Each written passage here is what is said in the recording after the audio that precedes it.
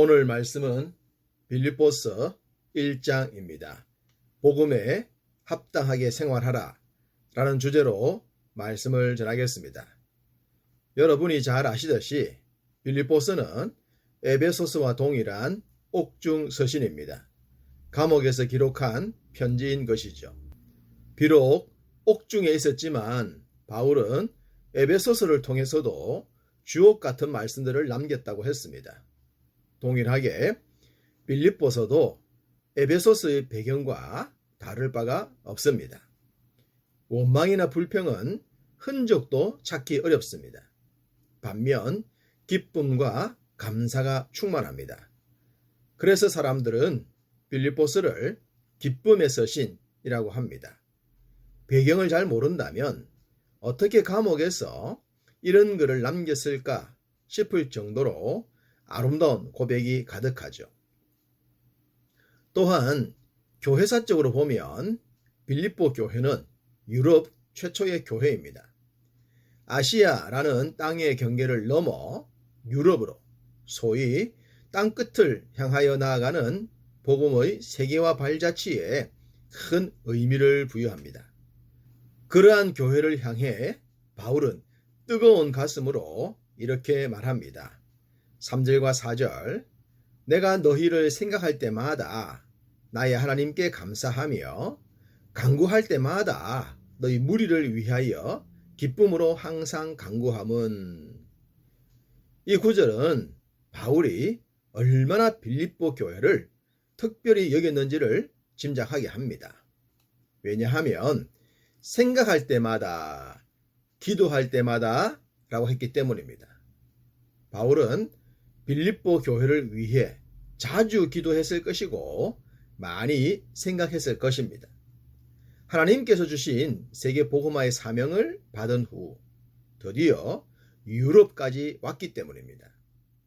처음 전도 사역에 나섰을 때 얼마나 많은 위협이 있었습니까? 소리 소문도 없이 죽임을 당할 수도 있었습니다. 그렇지만 하나님은 당신의 언약을 지키기 위해서 바울의 발걸음을 유럽까지 인도하셨습니다. 그리고 그 역사의 현장에서 바울의 심령은 특별하고도 특별했을 것입니다. 그렇기에 이곳을 생각하고 기도했음이 당연하지 않았겠습니까? 바울이 빌립보 교회를 향해 특별한 마음을 갖게 된 이유가 한 가지 더 있습니다. 5절 너희가 첫날부터 이제까지 복음을 위한 일에 참여하고 있기 때문이다 라고 했습니다. 빌립보 교회는 바울의 선교를 위해 신실한 동력자였기 때문입니다. 빌립보 교회는 바울을 통해 복음을 듣고 하나님의 자녀가 되는 축복을 누립니다. 그런 후 바울 선교에 아름답게 동행을 하게 되죠. 그들은 복음에 대한 열정으로 동력의 관계를 중도에 포기하지 않았습니다. 성실하게 끝까지 함께 했는데 그런 교회가 바울에게 얼마나 귀했겠습니까? 이렇게 귀하고 아름다운 사랑을 받은 바울은 그런 빌립보 교회를 향해 뜨거운 애정을 발사합니다. 8절 내가 예수 그리스도의 심장으로 너희 무리를 얼마나 사모하는지 하나님이 내 증인이시니라. 바울의 마음에 그리스도의 마음이 그대로 포장된 것 같습니다. 그리스도의 심장으로 말을 하고 있기 때문입니다. 바울은 예수 그리스도를 만난 뒤에 자신의 삶의 모든 방향을 예수님께 맞췄습니다. 그래서 자신의 심장이 곧 예수 그리스도의 심장이라고 했던 겁니다. 그렇다면 예수 그리스도의 심장은 어떤 심장일까요? 하나님이셨음에도 불구하고 인간이 되어주셨고 창조주이셨음에도 불구하고 죄인이 되어주셨고 모든 영광을 받으셔야 했음에도 불구하고 대속의 죽음을 당하셨습니다. 이유는 단 한 가지이지 않겠습니까? 사랑 때문이죠. 우리를 너무나도 사랑하셨기 때문에 그러셨던 것입니다. 바울은 이러한 그리스도의 사랑을 체험한 후에 그 사랑을 담고 싶었습니다. 그 결과가 현재 복음을 위해 자신의 모든 것을 걸고 있는 바울의 현장이죠. 바울은 바로 그 사랑, 그리스도의 심장이 말씀하시는 사랑을 자신의 심장에 이식을 한 후에 그 사랑으로 빌립보 교회를 사랑하고 있다고 합니다. 감히 말씀드리지만 이러한 사랑을 받아보지 못한 사람은 이러한 사랑을 할 수 없을 것이라는 확신이 듭니다. 여러분은 어떻습니까? 이런 사랑을 체험하셨는지요? 그래서 그와 같은 사랑으로 교회를, 주의 종들을, 지체들을 대하고 계신지요? 사람들이 살아가면서 섭섭함을 당할 때가 있습니다. 주로 자신을 몰라줄 때입니다. 남들보다 열심히 했다고 생각했는데 몰라주면 내 의지와 무관하게 섭섭증에 빠질 수 있습니다. 그런데 바울은 좀 다른 고백을 합니다. 12절, 형제들아, 내가 당한 일이 도리어 복음 전파에 진전이 된 줄을 너희가 알기를 원하노라. 빌립보 교회가 알아주기를 원했던 것이 있다고 합니다. 그것은 자신이 복음 때문에 감옥에 갇히게 된 것이 복음 전파에 도움이 되었다는 것을 말입니다. 아무리 선한 일이라도 감옥에 갇히게 된다면 원망이나 불평이 앞설 수 있습니다. 그러나 바울은 그것을 주의 나라를 위한 전환점이라고 했고 또한 그것을 알아주었으면 좋겠다고 합니다. 우리도 우리의 모든 관심이 하나님의 나라 확장에 있다면 어떤 역경을 당해도 바울과 비슷한 고백을 하게 될 줄 믿습니다.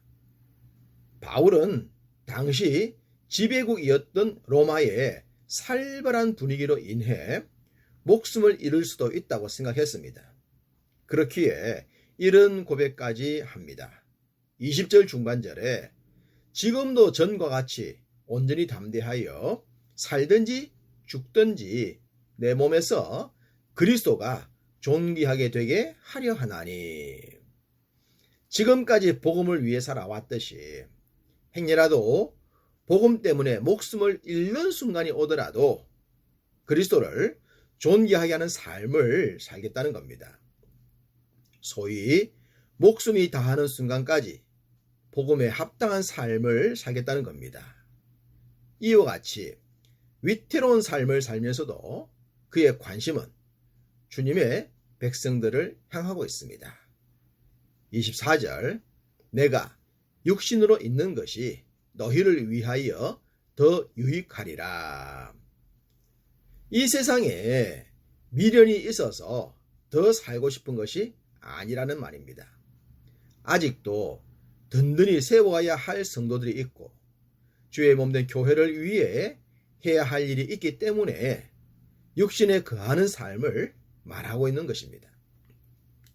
바울이 이렇게 마지막 순간이 오더라도 복음에 유익한 삶을 살고 있었기 때문에 빌립보 교회를 향해서도 복음적인 삶을 살라고 했습니다. 27절, 오직 너희는 그리스도의 복음에 합당하게 생활하라.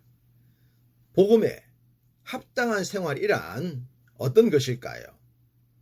은혜와 축복, 그리고 고난과 역경, 그 모든 것이 복음과 함께라는 것을 믿는 것입니다. 그래서 믿음 때문에, 믿음의 길 때문에 예상치 못한 어려움을 당하더라도 결코 믿음에서 흔들리지 않는 것, 그것이 복음에 합당한 삶이지 않겠습니까? 은혜와 축복의 자리에서 복음을 외면하는 자들은 없을 것입니다. 문제는 고난과 역경, 그리고 환난과 핍박을 만났을 때입니다. 그런 상황에서도 끝까지 흔들리지 않고 믿음을 지켜내는 자가 되어야 할 것입니다. 믿음의 길을 걷는 한 우리는 영적인 전쟁으로부터 자유할 수 없습니다. 무엇보다 사탄은 좋지 못한 것들로 우리를 공격할 때가 많습니다. 그런 환경에서 우리가 생각해야 할 말씀입니다. 29절 그리스도를 위하여 너희에게 은혜를 주신 것은 다만 그를 믿을 뿐 아니라 또한 그를 위하여 고난도 받게 하려 하심이라. 주를 위하여 고난도 받아들이는 삶이 진짜 믿음입니다. 우리는 매 순간 생각해야 합니다. 내 삶의 모든 것이 복음과 연결이 되어 있다는 사실을 말입니다. 그럴 때 사나 죽으나 좋으나 나쁘나 어떤 환경 속에서도 흔들리지 않는 믿음의 길을 가게 될 줄로 믿습니다.